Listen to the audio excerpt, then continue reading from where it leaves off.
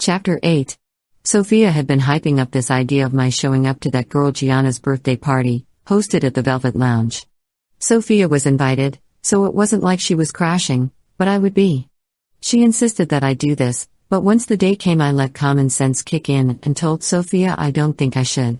Dom would know I came on purpose to see him, and that's pathetic of me to do. It's a club. It's not a very private event. And if anything, just say you didn't know you were coming to a party. Blame me, say I didn't tell you, she offered over our FaceTime call. What is the point of all this again? I really needed a reminder. I was still sitting on my bed with the phone in my hand, but Sophia had me propped up somewhere in her massive closet. She kept walking back and forth and my eyes couldn't help but follow. When she stopped in place my eyes almost bounced against it. You know what you need, she dramatically trailed off. What do I need, Soph? My best friend started to move around the closet again. Its double-sided clothing racks have a multitude of fabrics in all textures, shapes, and colors. A well-rounded closet. She has dressers beneath with her folded items, and the entire back wall is purses and shoes going up to practically her ceiling. You need a regret dress. I continue to look at her thinking she would clarify what the hell that was. A what? She laughed and picked up the phone so her face was fully on the screen. The party isn't for another, 4 hours, but she's already got rollers for her bangs. A regret dress. It's the dress you wear when you want somebody to take one look at you and regret they ever lost you. It's the dress meant to devastate men, she stated dramatically. I'm not sure I own one of those, I snorted a laugh. Of course you don't, my little sweet flower, but I do. Oh, do I have plenty, she grinned. The girl cracks me up. You have a multitude of dresses meant to devastate men? I was teasing her now. Every woman should, she deadpanned. You're serious about this, I don't know why I even asked. Everything about my best friend's personality would indicate she indeed has a multitude of devastating outfits. You need to come try these on because our body types aren't the same, she pointed out. For the most part they are, we've shared plenty of clothes before. You have a butt, I don't. For a regret dress you need the best possible outcome, so you gotta come try these on. Like now, she ordered me. It's not like she lives far, but the hassle of going back and forth would be annoying. If I go there then I'm just getting ready over there, I told her. She had already put me down on some chair or something and was moving around again. Duh, bring heel options and bags, or actually, I have all that. Just hurry up, she waved me off like I even got a word in. After a long carefully meticulated process Sophia and I found tonight's regret dress. I have to admit I liked the way I looked. Sophia left no stone unturned. My hair was done perfectly, my makeup was flawless, and the dress, it was a red plunging backless dress that ruched right over the start of where my butt meets my back so that my entire back was visible, and the sides of my breasts were lightly showing in a teasing way. The front scooped down at the neckline so it flattered my chest, just as good as this dress's cut complemented the shape of my ass. I'm not kidding, this dress made me feel curvy and tantalizing. It was spaghetti straps that barely kept this dress hanging on me. It was short too. I called it the peekaboo dress instead, because I felt like flashes of my flesh could be seen as I moved around. The natural curve of my spine definitely helped amplify the rounding of my backside. I wore a hot pair of Louboutin heels and had a clutch to match. I was more than ready. You look, this might be some of my finest work. I'm almost ready to cross teams and screw you myself, she deadpanned. It made me laugh. Is it really okay? Like, if you were the sexiest man in New York would your eyes drift to me? I felt sheepish suddenly, which is silly because I'm half-dressed and sexy. No room for sheepishness here. I'm not just saying it to make you feel better. I'm so blunt I would tell you if it was ugly. Oh my god, call the girls in France.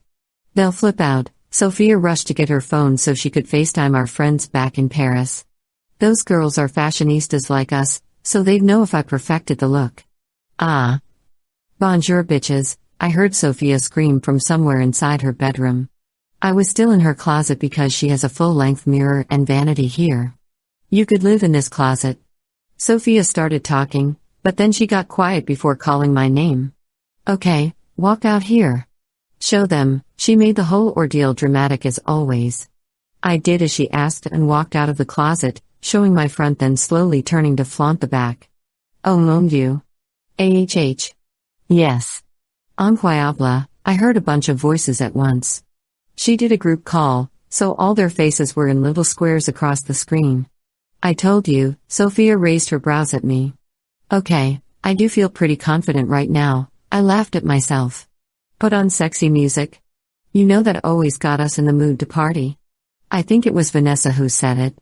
I wasn't looking at the phone, I was putting my things into the clutch I'd chosen.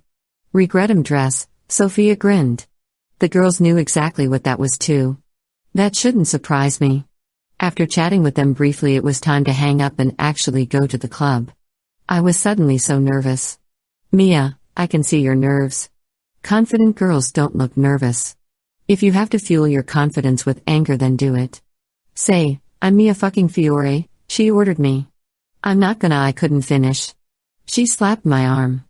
Ow, I flinched away from her. Say it. Say I am Mia fucking Fiore. I design clothes for Chanel and I'm friends with Karl motherfucking Lagerfeld. I fly in private jets, and I'm better than all of you, she went into a rant. I can't remember a single word you said except, I'm Mia fucking Fiore. I humored her, but it felt kind of good to say it. Yes. And any man who left me will regret me, she urged me to continue. Any man who left me will regret me. Yes, I'm gonna make him regret not wanting to wait 3 measly months. Fuck it, I'm ready to go, I waved my hand for us to move out. She squealed at my enthusiasm and followed me. I think what we'll do is have a drink outside of VIP like at the normal bar not far off. Maybe they'll spot us and you won't feel awkward about crashing. But if they don't spot us, then we're going in ourselves, she warned me. We called for a car, so we just got to the sidewalk and got in. Every time I really let myself think about what I'm doing, I feel that flip in my gut with nerves.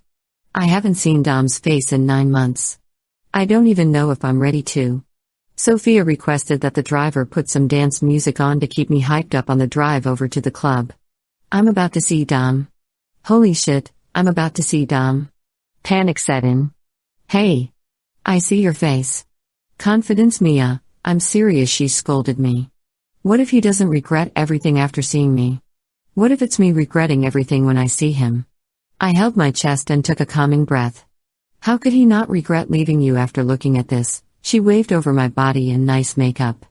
We heard the driver clear his throat. We both shifted our eyes to the rear view mirror to see he was already looking at us. I don't want to be unprofessional, so please let me know if I'm overstepping here, but he's gonna regret it. Whatever it is. You look, he's gonna regret it, the driver admitted. My eyes bulged, but Sophia squealed. Thank you, driver man. I've been trying to tell her. She started talking it up with him. He's probably in his 30s at best. I don't deserve to feel nervous and unsure. I've spent my entire life doing that. My father always made me question if I looked good enough, and I hated it. I'm not that little girl anymore. I can't keep asking myself if I'm good enough, pretty enough, talented enough, and just overall enough. I'm Mia fucking Fiore. I'd been here once before when my friend Sammy from London came to visit. She hit it off with my brother, who ended up inviting us out. Usually he doesn't want me near any of his establishments, or at least his best friend's establishments. I guess I can understand why now. It's all intertwined with the mob. The walls here are velvet and give off this really cool vibe with the way the light reflects off of it. Sophia and I grabbed hands so we wouldn't get separated through the crowd.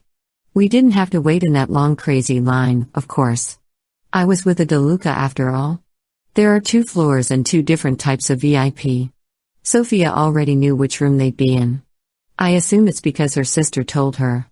My heart was beating out of my chest, but I didn't let it show on my face. I'm going to try and do that thing I've seen models do 1,000 times when I worked behind the scenes. They would be talking and laughing or whatever, but as soon as it was their turn to walk out on that runway, this thing came over them. I don't know if you'd call it an aura or what, but they'd suddenly have this confident face, and strut like they were the best thing in the room. They smoothed into actual models, like it was a switch they turned on. Somehow they always got hotter after they did it too. Like magic. I want that. So, even though my heart was thumping against my chest, and my gut kept flipping, I just smoothed out my expression. I rounded my shoulders to accentuate my open back dress, and the natural curve it reveals. I tipped my chin slightly higher than I usually would, and I didn't look at anyone. I made them look at me.